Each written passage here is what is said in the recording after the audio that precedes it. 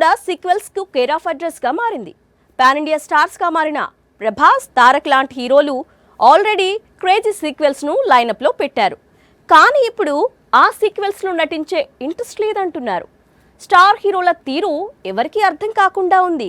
బాహుబలి 1 తర్వాత బాహుబలి 2 వచ్చింది, సంచలన విజయం సాధించింది. అలాగే సలార్ తర్వాత సలార్ సీక్వెల్ రావాలిగా, పైగా టెరిఫిక్ సీక్వెల్ పాయింట్ లాక్ అయింది. అయినా సరే రెబెల్ సలార్ సీక్వెల్ ను లైట్ తీసుకున్నాడు. ఇమ్మీడియట్ గా రాజాసాబ్, స్పిరిట్, ఫౌజీ లాంటి చిత్రాలతో బిజీ అయ్యాడు. ఇక కల్కి సీక్వెల్ సంగతైతే సలార్ సీక్వెల్ తర్వాతే అంటున్నాడట.